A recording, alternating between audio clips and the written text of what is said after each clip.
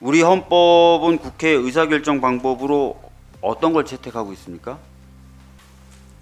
국회 의사결정 방법을 예, 우리 헌법은 국회의 의사결정 방법으로 어떤 것을 채택하고 있습니까? 국회의원들의 의사 표현은 표결 방식을 하고 있는 것으로 알고 있습니다. 표결을 어떻게 한다고 돼 있어요? 다수결의 원칙에 의해서 맞습니다. 정하도록 되어 예, 제가 있습니다. 헌법 들고 있고요. 네, 헌법 49조에는 헌법과 법률에 특별한 규정이 없는 한 제적의원 과반수의 출석과 출석의원 과반수의 찬성으로 의결한다. 다수결주의죠? 네, 이거 헌법 조문 제가 읽어드린 겁니다. 49조. 네. 예. 자, 우리 헌법이 왜 다수결의 원칙을 이렇게 명문으로 규정을 했을까요? 국회에서 이렇게 다수결의 원칙을 따라야 된다, 따르면 된다 이렇게. 오늘 오전에 한덕수 총리, 대통령 권한대행이 꽤 긴 입장문을 냈어요. 입장문을 내면서 뭐라고 얘기했냐면 헌법재판소 재판관 임명처럼 법리 해석과 정치적 견해가 충돌하는 현안을 현명하게 처리하기 위해서는 무엇보다 여야가 머리를 맞대야 합니다. 라고 얘기를 했고요. 아울러 우원식 국회의장님을 중심으로 우리 국회가 헌법과 법률에 부합하는 해법을 마련해 주실 것을 간절히 기대하고 있습니다. 라고 얘기했습니다. 진짜 지금 후보자를 포함한 헌법재판관 후보자들을 우리가 헌법재판관 후보로 국회에서 선출하는 것이 진짜 이 한덕수 권한대행 말대로 법리가 그렇게 충돌하고 하는 것인지 한번 제가 여쭤보고요. 어떤 방식을 더 취할 수 있는지 뭐 이런 것도 한번 여쭤보겠습니다. 네.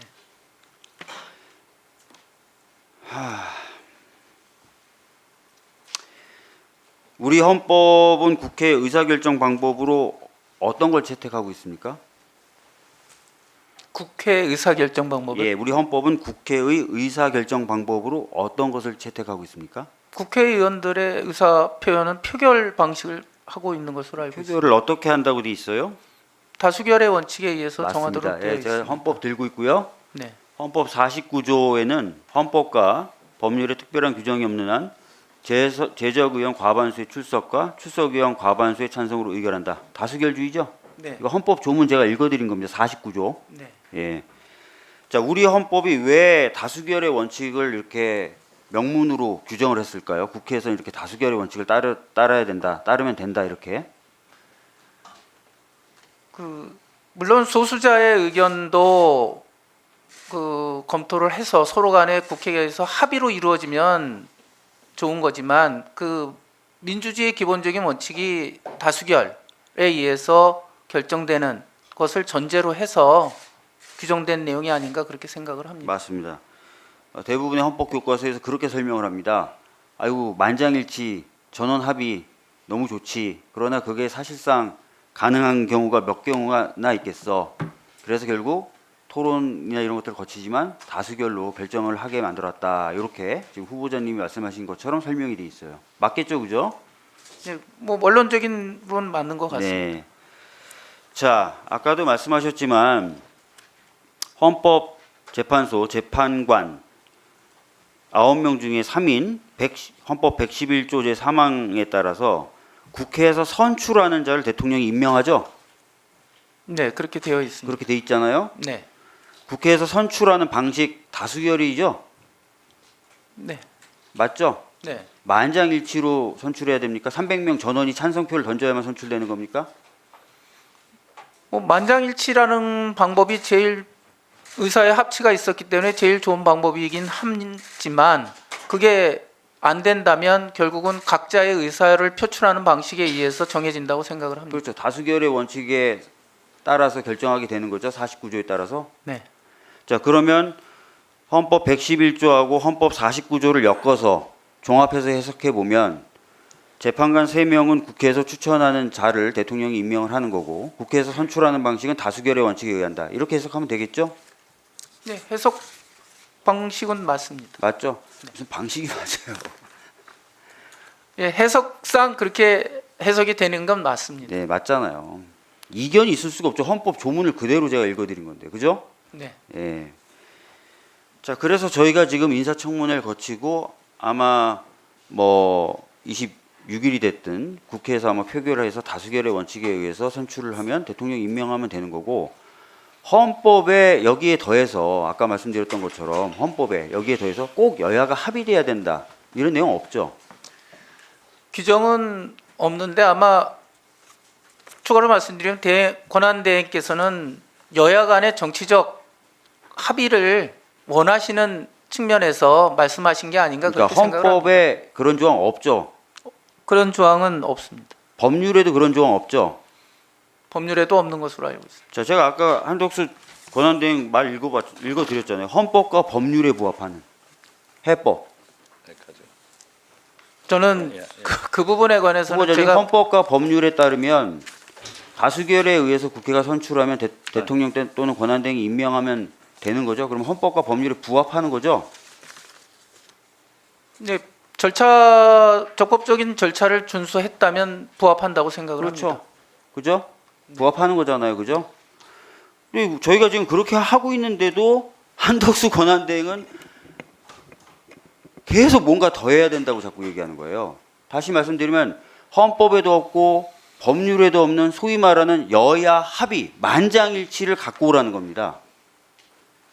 자, 헌법과 법률에도 없는 여야 합의 만장일치를 자꾸 들이대면 어떤 문제가 생기냐면 아까 말씀드렸던 다수결 원칙이라는 것도 훼손되고 더 나아가서는 사실상 불가능하거나 어려운 경우에까지 여야 합의가 요구되면 국회 의사결정이 지연되거나 심지어는 국회의 권능이 손상됩니다. 국회가 정해진 원칙대로 뭔가 일을 할 수가 없게 돼버려요. 아까 민병도 의원이 질의했죠. 여야 합의 안 된 법률안을 여야가 합의 안 했다고 거부할 수 있습니까?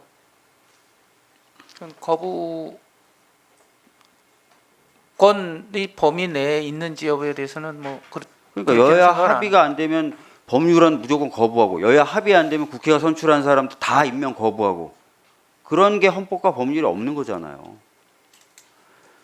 자, 그래서 한덕수 총리가 오히려 헌법과 법률에 위배되게 국회의 권능을 제약하고 헌법과 법률에도 없는 요건을 추가로 자의적으로 요구하고 있는 겁니다.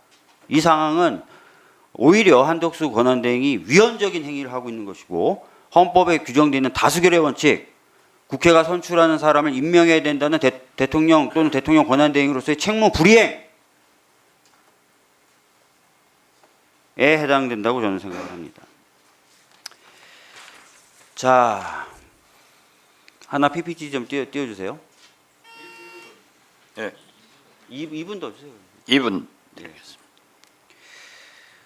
자, 이렇게 헌법에서 정한 원칙, 법률에서 정한 원칙 무시하고 본인의 정치적 의사를 강요해서 국회가 제 기능을 하지 못하도록 만들고 헌정 질서를 훼손시키며 헌법기관의 결격을 치유하지 못하게 하는 행위에 대해서 저는 상당히 문제가 있다고 생각하고 그걸 떠나서 한덕수 총리가 총리로서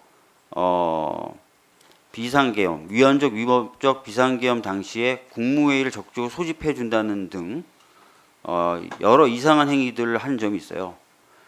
후보자님, 국무회의를 소집하는 권한 누가 갖고 있어요? 국무총리 대통령 대통령이 갖고 있죠. 네. 그 당시 비상계엄 당시 국무회의를 소집할 당시에 대통령 권한이 정지돼 있었습니까? 아닙니다. 근데 왜 국무총리가 나서서 국무회의를 소집했다고 하죠?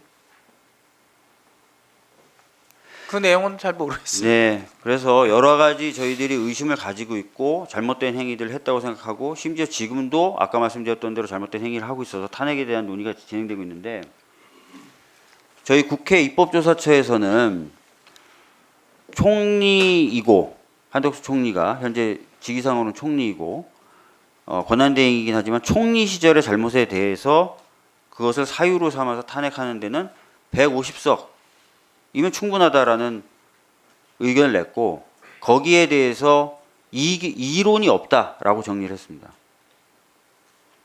후보자가 알고 있기에 입법조사처가 이론이 없다고 하는데 이론이 있습니까?